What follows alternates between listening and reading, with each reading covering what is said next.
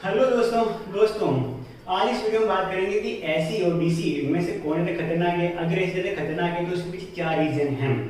दोस्तों आपने देखा होगा जब भी हम एक गलती से किसी सर्किट को टच कर लेते हैं या फिर किसी वायर को टच कर लेते हैं, गलती से करते हैं, जानबूझ को करते नहीं है। अगर गलती से टच हो जाता है तो हमें एक शॉक लगता है, मतलब हमें एक झटका सा लगता है। उसके पीछे रीजन क्या है? उसके पीछे रीजन होता है कि हमारे जो चार्ज हमारे उस वायर से होते हुए हमारे अंदर आ जाते हैं, और जब भी चार्ज का ट्रांसफर होता है तो वहाँ पे इलेक्ट्रिसिटी होती है और हमें एक झटका सा लगता है। दोस्तों यहाँ पे नोटिस करने वाली बात होती है कि हमें जब भी कोई शॉक लगता है, झटका लगता है, वो लगता है करंट की वजह से, वोल्टेज की वजह से कभी नहीं लगता है। अगर वोल्टेज बहुत ज़्यादा हाई है और उसमें करंट बिल्कुल भी नहीं है तो हमें झटका बिल्कुल भी नहीं लगेगा। अगर वोल्टेज बहुत कम है और उसमें जो करंट है बहुत ज़्यादा फ्लो हो रहा है तो हमें क्या होगा, बहुत अच्छा खासा झटका लगेगा। मतलब जो हमारे जो शॉक लगने का जो रीजन है वो करंट है, लेकिन वोल्टेज है। अब हम आ जाते हैं डायरेक्टली आ जाते हैं एसी और डीसी पे। तो दोस्तों डीसी एसी का मतलब होता है जो टाइम के साथ जिनकी वैल्यू चेंज होती है, ऐसी करंट होता है जिससे टाइम के साथ चेंज होती है, मतलब जो इनकी वैल्यू चेंज हो जाती है और इनकी डायरेक्शन भी चेंज हो जाती है। जबकि डीसी क्या होता है कि डीसी आपकी एक कांस्टेंट वैल्यू होती है और एक फिक्स डायरेक्शन में वर्क करती है, एक डायरेक्शन में मूव करती है। इससे ज़्यादा जानकारी चाहिए तो आप किसी और वीडियो में हम आपको डिटेल से बताएंगे। अब आ जाते हैं हम डायरेक्टली अपनी ह्यूमन बॉडी पे। ह्यूमन बॉडी के बारे में बात कर लें तो हमारा ह्यूमन बॉडी एक सर्किट की तरह काम करता है। मतलब जैसे इसमें क्या होता है, बहुत सारे एक सर्किट की तरह काम करता है और इसमें बहुत सारे रजिस्टर और कैपेसिटर होते हैं। मान लो कि मैंने किसी एक सर्किट को दोनों हाथों से टच कर लिया और मैंने एक दूसरे बॉडी को एक दूसरे वायर से कनेक्ट कर दिया, मतलब एक लूप में आपको किसी सर्किट में कनेक्ट कर दिया। तो मेरी बॉडी है, जो होल बॉडी वो एक इस तरह काम करेगी, एक सर्किट की काम करेगी और उसमें क्या होगा, उसमें आपकी कुछ रेजिस्टेंस होंगे और कुछ आपके कैपेसिटर होंगे। जैसे कि आप पिक्चर में देख पा रहे हो, ये एक्चुअली तो हम कुछ नहीं होते, लेकिन जो हमारी बॉडी है, जो हमारी बॉडी में बहुत सारे पार्ट्स, जो मसल्स हैं, हमारे कुछ आयंस हैं, वो एक्चुअली इसी तरह का काम करता है। अब यहाँ पे कहोगे कि बॉडी में कैसे करंट फ्लो होगा।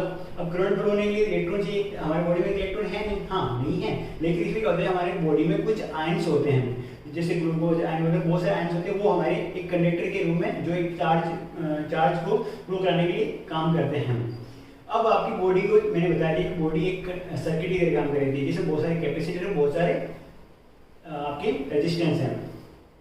अब जब भी हम किसी वायर को टच करते हैं तो करंट हमारे बॉडी से फ्लो होता है, और ये बॉडी से जो करंट फ्लो हो रहा है उसमें क्योंकि रेजिस्टेंस है तो रेजिस्टेंस उसको रजिस्ट करेगा, और जो कैपेसिटर है वो भी रजिस्ट करेगा, क्योंकि कैपेसिटर का भी इंपीडेंस होता है। अब मैं यहाँ पे आपने देखा होगा कि आपने छोटी क्लास में पढ़ा होगा कि जो एसी होती है वो तो कैपेसिटर के थ्रू पास हो जाती है, लेकिन जो डीसी होती है वो कैपेसिटर से पास नहीं हो पाती हैं। इसकी वजह रीजन है, आप अगर किसी आपने छोटी क्लास में पढ़ा ही होगा, क्योंकि कैपेसिटर एसी को तो रोक लेता है, मतलब डीसी को तो रोक लेता है, लेकिन एसी को नहीं रोक पाता है, एसी को उससे पास हो जाती है, जबकि डीसी उससे रुक जाती है। क्योंकि हमारे शरीर में, जैसे मैंने बताया कि बॉडी सर्किट की तरह काम करती है, उसमें बहुत सारे कैपेसिटर हैं, और जब भी हमारा जो एसी से आती है तो एसी तो उस कैपेसिटर, जो हमारी बॉडी से कैपेसिटर उनसे पार होकर निकल जाते हैं, लेकिन जो डीसी होती है वो वहाँ पे रुक जाती है, वो इतनी तेजी से मतलब फ्लो नहीं कर पाती है। तो इस तरह आपने देखा होगा कि जो एसी आसानी से फ्लो कर पाती है और डीसी आसानी से फ्लो नहीं कर पाती है। और आपको पता है जब भी किसी सर्किट से जब करंट गुजरता है और उसमें कैपेसिटर या फिर उसमें क्या हो आपके रेजिस्टेंस हो, वो अगर लगे हुए हैं तो वो क्या करते हैं, उस चीज को कन्वर्ट करते हैं, एनर्जी को, जो इलेक्ट्रिक एनर्जी होती है उसमें, जो उसको किसमें दूसरी एनर्जी में कन्वर्ट करते हैं, जैसे हीट एनर्जी में या किसी और में। जैसे आपने देखा होगा कि आपने कोई रजिस्टर लगा हो किसी सर्किट में, तो वो क्या है, जब उसमें से करंट निकलता है तो वो किसमें एनर्जी, दूसरी जो हीट एनर्जी उसमें प्रोड्यूस हो जाती है। सेम टू सेम हमारी बॉडी के साथ भी ऐसे ही होगा। अगर करंट हमारी बॉडी से तेजी से निकल रहा है तो हमारे जो रेजिस्टेंस है या कैपेसिटर है वो इसको रोकेंगे, और रोक के इसमें या हीट के रूप में वो प्रोड्यूस करेंगे, तो हमारी बॉडी को शॉक लगेगा, झटका लगेगा, और अगर बहुत ज़्यादा करंट हो तो हमारी बॉडी जल भी जाएगी और हम इंसिडेंटली हमारी मृत्यु भी हो जाएगी। तो आपने देखा कि एसी में क्या होगा कि एसी तो पूरी पास हो जाती है, उसमें से कोई रोक नहीं पाता है, लेकिन जो डीसी को कैपेसिटर, हमारी जो शरीर के कुछ कैपेसिटर वो रोक लेते हैं, इसलिए डीसी इतनी खतरनाक नहीं होती हैं। आई थिंक आपको ये समझ में आ गया होगा कि हमारी बॉडी के लिए एसी इतनी खतरनाक क्यों है और डीसी इतनी कम खतरनाक है। दोस्तों यहाँ पे बात एक और क्लियर कर देता हूँ कि दोनों ही खतरनाक है, एसी और डीसी दोनों खतरनाक है। अगर एसी डीसी की भी वैल्यू बहुत ज्यादा है तो वो भी बहुत ज्यादा खतरनाक है, वो डिपेंड करता है उसकी वैल्यू पे। हाँ, लेकिन कंपेरिजन अगर ऐसी भी कंपेरिजन लेंगे तो डीसी थोड़ी कम खतरनाक है, लेकिन खतरनाक दोनों ही हैं। इसके अलावा दो फैक्टर और भी मैटर करते हैं, जैसे कि आपने देखा कि अगर हम जो एसी है, ऐसे के आरएमएस वैल्यू अगर हम कुछ लें, अगर 120 वोल्टेज भी लें, लेकिन उसका जो एम्पलीट्यूड होता है, आपने अगर थोड़ा बहुत पढ़ा तो एम्पलीट्यूड 230 के पास चला जाता है, मतलब उसकी हाईएस्ट वैल्यू बहुत जल्दी चली जाती है और लोएस्ट वैल्यू 0 पे चली जाती है, तो वो वेरी करती रहती है, तो उसकी जो इलेक्ट्रिसिटी शॉक लगने की जो है ना बहुत ज़्यादा चांस होता है, बहुत तेजी से झटका लगता है उस वजह से। और जबकि डीसी होती है उसकी वैल्यू कांस्टेंट होती है तो उसे इतना शॉक नहीं लगता। इसके अलावा जो हमारी एसी होती है वो टाइम के साथ चेंज होती जाती है वैल्यू, मतलब जो एक सेकंड जितना वो चेंज करती है उसको फ्रीक्वेंसी कहते हैं। और जो हमारी हार्ट बीट है वो भी हमारी टाइम से चेंज होती जाती है, मतलब वो धक धक करती रहती है। तो जब अगर हम जो ऐसी होती है जब भी वो हार्ट के पास जाती है तो हमारे जो हार्ट है उसको बहुत ज़्यादा डैमेज करती है। और अगर वो रेजोनेंस मतलब सेम फ्रीक्वेंसी पे आ रहे हो तो वो बहुत ज़्यादा तेजी से इसको शॉक करती है हमारे और हार्ट को, और हम इंस्टेंटली हमारी होती है। जबकि डीसी में ऐसा नहीं होता है, वो टाइम से चेंजेस नहीं होती तो इतना हमारे लिए खतरनाक नहीं होती हैं।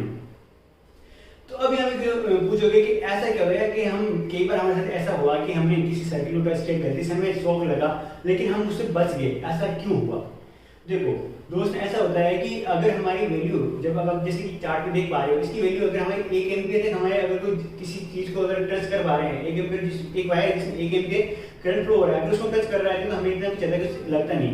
1 मिली एम्पियर, 1 एम्पियर नहीं 1 मिली एम्पियर तक अगर कोई वायर में टच मूव कर रही है और उसको हम टच कर लेते हैं तो हमें कुछ फर्क नहीं पड़ता। लेकिन अगर 5 वैल्यू तक भी हमें तो छोटा सा झटका लगता है लेकिन उसमें पेन नहीं होता। लेकिन 5 से अगर हम 30 मिली एम्पियर जाते हैं तो हमें तेज झंझना से झटका लगता है और उससे हमारी बॉडी को काफी पेन होता है। लेकिन अगर 30 मिली एम्पियर से अगर ज्यादा लगे हमारे पास झटका, कोई किसी वायर एक वायर जिसमें 30 मिली एम्पियर से ज्यादा वायर वो करंट फ्लो हो रहा है तो उसको हम टच कर ले तो हमारी पूरी बॉडी को बहुत ज्यादा डैमेज होता है। और इस वजह से हमारी नहीं कि हमारी बॉडी में कुछ छोटा सा शॉक लगे, ये हो सकता है कि हमारी न्यूरॉन्स जो भी काम करती है वो पूरी खत्म हो जाए, हमारी माइंड की पावर मेमोरी पावर वो खत्म हो जाए, या हो सकता है कि हमारी पूरी बॉडी ही जल जाए बहुत ज़्यादा अगर करंट हो तो।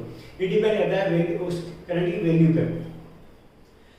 अब इसके अलावा क्या होगा, डीसी अगर आपने देखा होगा कि हमारी डीसी होती है, अगर डीसी को हम करते हैं टच करते हैं तो वो कोशिश करती है कि हमें दूर फेंकने की कोशिश करती है। और जबकि अगर एसी होती है, अगर एसी को हम टच कर लेगा जैसे भी तो ऐसी होती है कि ऐसी की इस तरह होती है कि वो हमें उसकी ओर ज़्यादा और ज़्यादा कैप्चर करती है, पास की ओर खींचती है, जबकि डीसी हमें दूर फेंकने की कोशिश करती है। इसी वजह से कि हमें ऐसा लगता है कि हाँ डीसी थोड़ा क्वाइट सेफ है। लेकिन यहाँ पे आप को नोटिस करने वाली बात है कि हम एसी को बहुत लंबे दूरी तक ट्रांसफर कर सकते हैं लेकिन डीसी को कुछ मिली या कुछ किलोमीटर तक ही हम उसको ट्रांसफर कर सकते हैं। उसमें भी और उसकी जो क्या कहते हैं जो वेस्टेज बहुत ज़्यादा होता है इसमें डीसी में, और इसी कंपेरेटिव एसी में बहुत कम होता है। जितनी हम एनर्जी यहाँ पे देते हैं इलेक्ट्रिसिटी वही एनर्जी वो अगले कोने तक पहुँच जाती है। लेकिन डीसी में ऐसा होता है कि अगर हम बहुत ज़्यादा तेजी बहुत लंबी दूरी तक डीसी को लेके जाते हैं तो वो एनर्जी बीच में ही खर्च हो जाती है। आई थिंक आपको डीसी और एसी में बहुत कुछ समझ में आ गया और हमें ये भी समझ में आ गया कि हमें ऐसी ज़्यादा खतरनाक क्यों होती है डीसी से। I think take care, bye.